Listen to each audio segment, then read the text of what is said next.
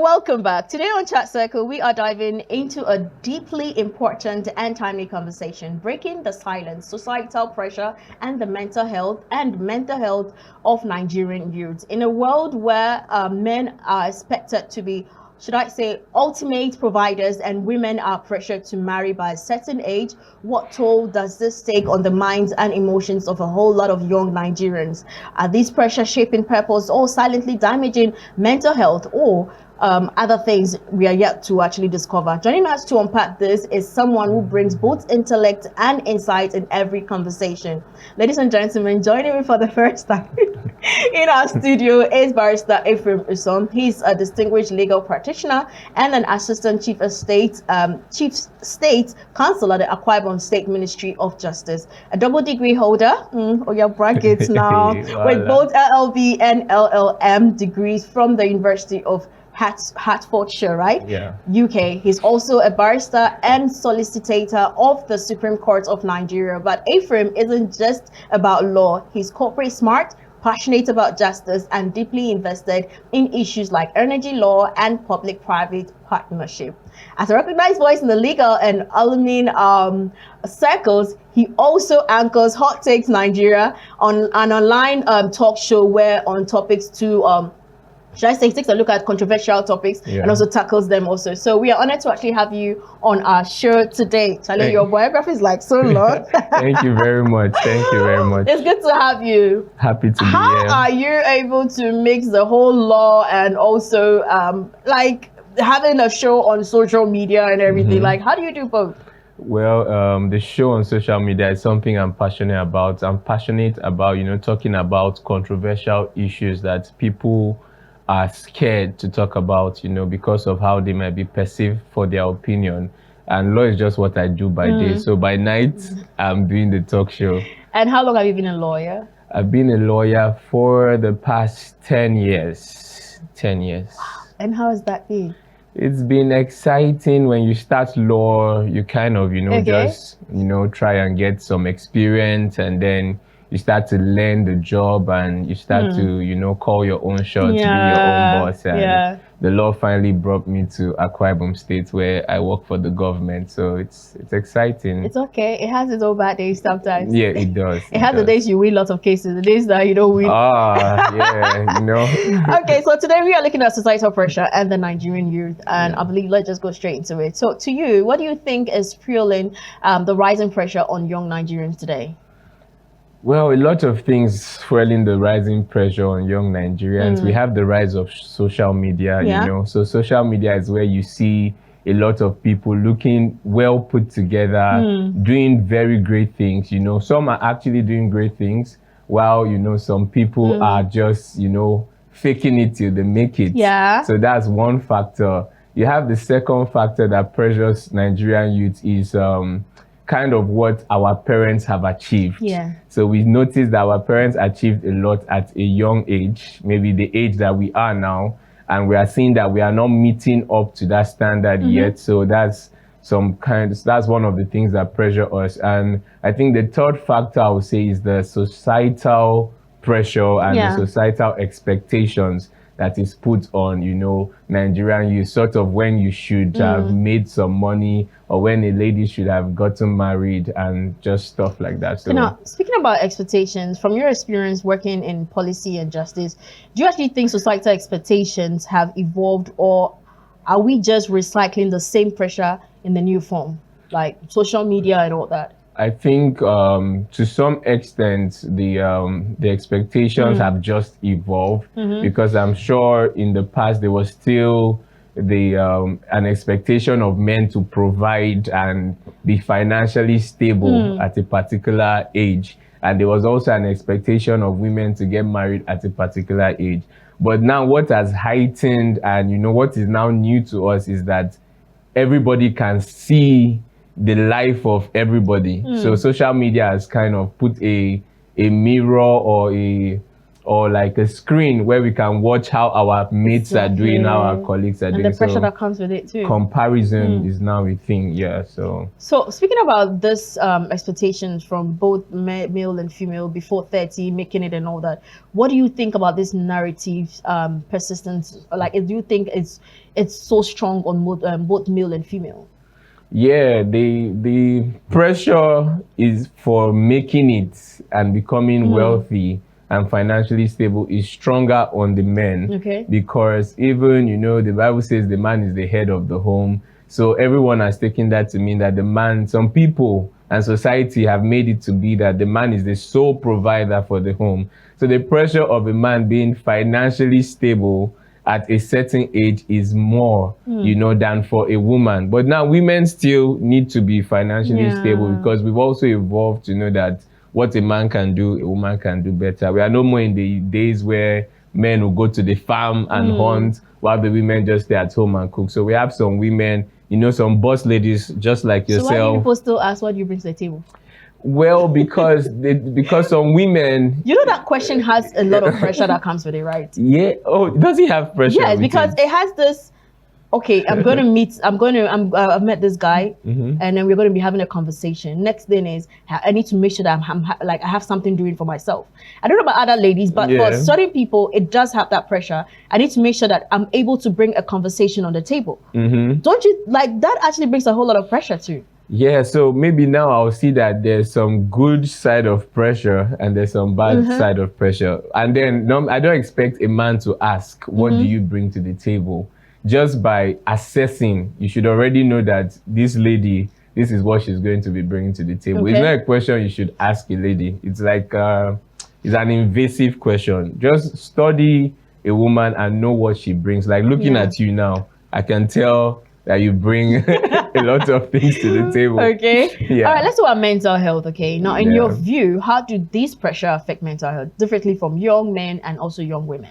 Yeah, so mental health is just, is affected in different ways. There's depression, when you are seeing the life of other people, for instance, supposedly doing better than yourself, because most times they might not even be doing better than you. So it makes a lot of people, depressed, because comparison, they say, is the thief of joy. So that joy that you had, if you were not seeing, just imagine if you were on an island, somewhere not seeing Instagram, not knowing who has what car, who has just gotten married, you just be happy. But now you can compare and say, oh, wow, all my mates are getting married. Oh, even now, not even getting married, the standard of the wedding is now a thing. Like, okay, when I'm getting married, I have to do it. Cake. I have to do it at this level. They're entering cake now. They're entering cake now. Yes. Wow.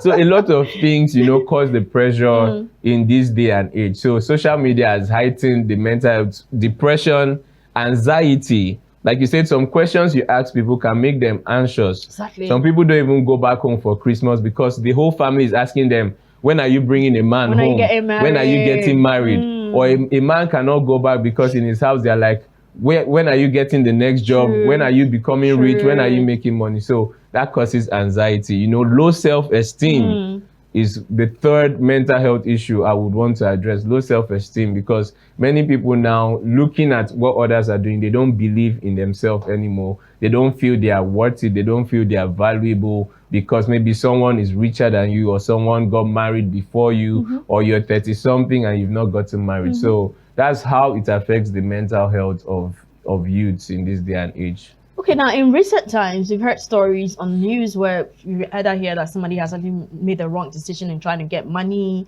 where they're killing people, doing that. Now, as someone working within the justice system, okay, have you ever encountered cases or seen trends that reflect this psychological strain, whether in crime, family disputes, or even youth behavior? Yeah, I think when I think of crime, most of the crime, in the area of making money, you notice that sometimes the men are found more in that area.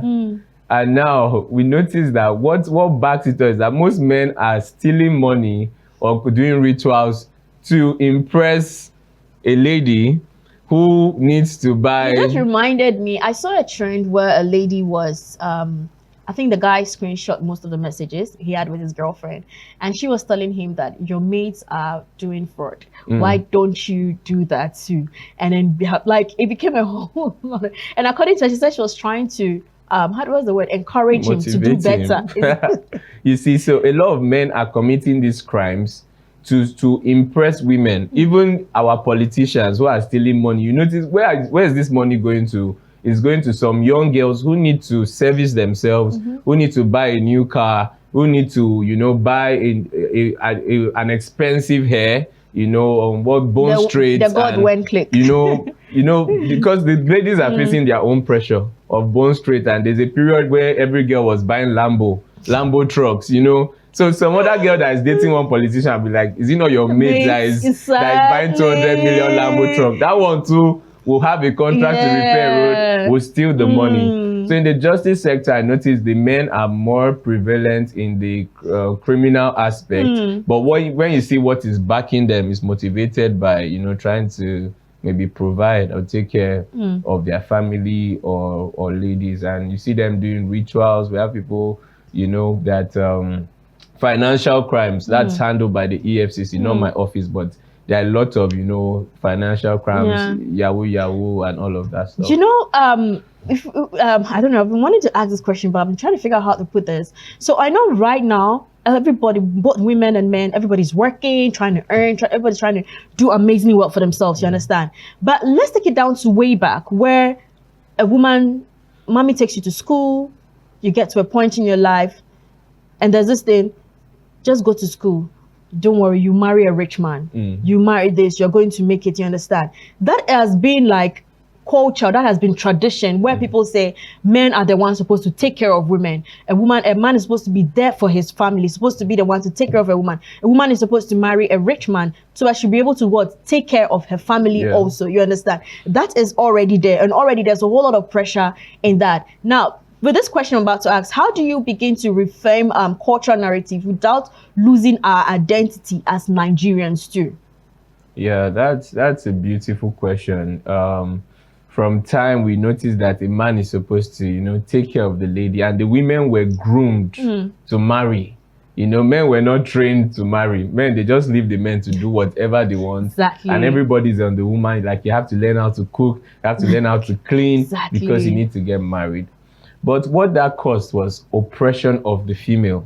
That's why it became a problem, because most men will now, of course, who pays the piper will dictate what is going to do.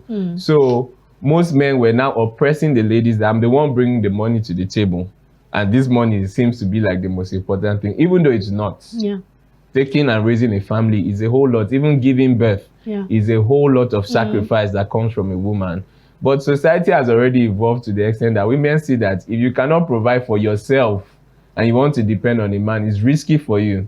Imagine if the man, treats you wrongly and you need to leave that marriage. You then fall to the streets and there's nothing for you.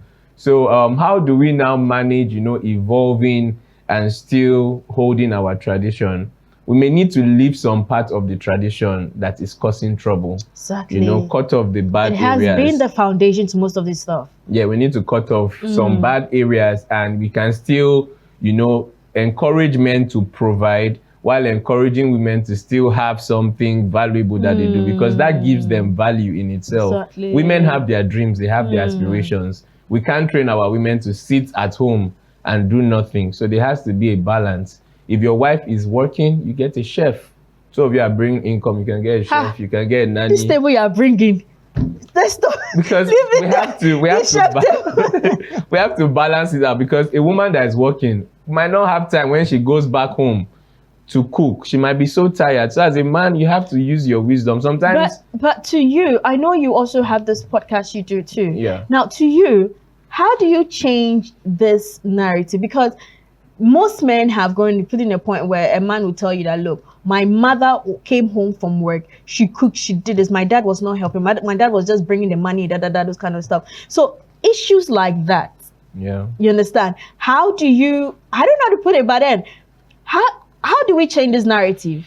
Well, it's through enlightenment of the parties involved by different means. Now we are becoming the parents. We, the millennials, are now the parents. I have a daughter at home. So how I'm going to raise my daughter would affect how she views society and things she accepts. And I'm hoping that my mates who are raising their sons and daughters are also raising them to see a new dimension of how things should be done and how to respect women and how to level the playing field so that both women and men can strive. So that's why most people that talk about gender equality, we are not talking of equality anymore, we are talking of equity. Equity in the sense that men and women might never be equal, but they need a level playing field because women have period. So now people are looking at, can women take a break when they're on their period? Because some countries are making it law. You know, so this is what we are doing to say it's gender equity, not necessarily equality, but just what will work to help everybody, you know, to also strive. It's okay to tell your male sons or your male child that it's okay to cry. Yeah, mental health is okay to cry. Very important, because most men feel like, I'm a man, I can't cry, I can't do this. My dad, one of the things my dad told me was not to cry in front of people, but he didn't say don't cry. But then still, I think it's important to just cry when you can, when you're weak, be vulnerable. You know, men were trained to mask our emotions. And what that does is that many men get depressed, most commit suicide, because they've just been masking and covering their emotions, while women are more expressive about how they feel. So yeah, very important. Okay, so I know very well that most of the time psychologists are the ones when it comes to mental health, or they are the ones that's for having this kind of conversation with individuals. But to you, do you think the Nigerian legal and educational system can also play a role in addressing mental health more deliberately? Yes, very well, especially the educational system. Like, imagine if mental health was a course, a compulsory course that was taught in schools, you know, even from primary level. This course can be taught by a psychologist, yeah, or a therapist or whatever, but it should be a course taught in school that teaches people how to cope with mental health issues, teaches people how to deal with it, how to get away from it, how to break out from it. So if there's a course, a curriculum that is formed for this, it will go a long way into shaping, you know, the way that people think as we grow. And then for like the society now, the government, policies, you know, policies to help, you know, if there's affordable access to therapy, and, you know, if there's a campaign encouraging people to, you know, go get checked, get evaluated. You know, most people feel like when you say you want to go see a shrink or how do you call it, a counselor or a psychologist, they're like, there's a stigma. Yes, there's stigma. Like, people look at you in a different way. They're like, what's wrong with you? You're a Nigerian. You're supposed to be able to handle things. Nigerians are tough people. We can handle things, but sometimes you need to talk to someone. Sometimes just talking to a professional, unbottling these things, you know, helps you. It just lifts up a weight. Sometimes you don't need any other thing than just someone to talk to who will not judge you, who will listen unbiased and can make you see things a bit clearly. Yeah, very helpful. All right, so now if you were speaking to a group of parents, okay, pastors, community leaders right now, what would you say about the kind of support Nigerian youth truly need? I would think, because you are really experiencing that. You see most of them in your courtroom, you see most of them every single time you deal with them. So what is that thing you think? I also happen to be a youth coordinator in my church, so I deal with youths every time, and I see the issues that they deal with. You know, I have a friend of mine who has issues getting married now because the girl's family doesn't think he's financially stable enough, although he has a job. But then they're looking for, it's a lot of pressure. And then even when it comes to bride price, you know, it's a lot of... I like that you this part, you really charge, like... It's crazy. People really charge this part. How much people have to cough out, you know, just to marry. It should just be a token to show that you love someone. So these are the things that cause pressure. Guys want to get married, and the bride price, some people have to go and steal to pay bride price. So I'll tell parents to be more tolerant, you know, to give emotional support to their children. There are many parents that give financial support but don't give emotional support. Some don't even listen to their children. So their children feel alone and going to the wrong hands. I'll tell pastors to, you know, preach messages and use the opportunity on the pulpit to also, you know, address some of these issues we're addressing, like the dynamics in the home. about the man being the head. Is the man submit? The Bible says submit one to another. So, but some people just preach women submit. So some men don't even think about that they can submit also. They're like, a wife is supposed to be submissive. That's yeah, it. then government just create policies and a good environment that will also, because even poverty is what affects the mental health of youths. In those days, like I was talking of how our parents were doing better at our age. Those days, you get into school, you come out, you get a good job. Yeah. We had people in the Senate that were 20-something years old, 30-something years old, and those people, some of them are still leading Nigeria till today. They've not been able to hold another person's hand to take them up there. So I think that will be my message to parents, the church, and the government. Okay, so this is like a personal journey. I know that when it comes to things like this, certain people, whatever is working for A might not work. But you are dealing with youth. You are dealing with the younger generation. What personal practice or mindset do you think have really helped you handle pressure over the years on your own journey? It's what has helped me handle pressure is, number one, contentment. My parents invited in me the virtue of contentment. Yeah. So I might not have much, but I am happy. I am happy with what I have. I can see that joy, peace are things that cannot be bought with money. So I value those things more. Like I used to tell some of my friends, and they laugh at me. If I didn't have anything, I have a beautiful village where I can go to and just catch fish. Okay, actually, I'm referring to my mom from Ikono, but my mom's mom is from Opobo in River State. So it's by the water side, there's fish jumping at you, there's fresh fish. And so I'll just go there and just enjoy my life, I don't need luxury. I just need the basic things of life. Food, having the right shelter, people who right understand people, you. right friends. Those are things I value. And then, contentment.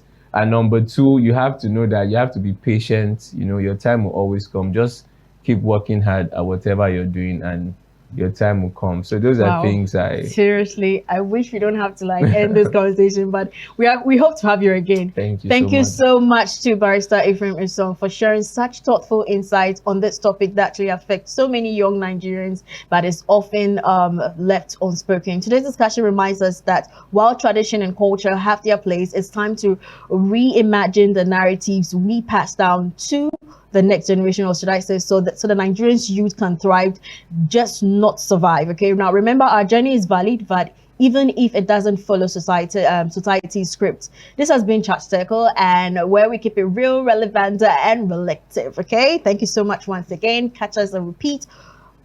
I don't know how do I put it. Just make sure you just watch. Sure. All right, so we're actually going to be having a repeat again on Sunday, which is at 2 p.m. and also, of course, on Saturdays also at 2 p.m. Thank you so much once again, Mr. Barrister. Thank you. Barrister. Thank you so much for Until next me. time, stay grounded, stay open, and keep the conversation going, both online and offline. My name is Nana Apina. Say it for now.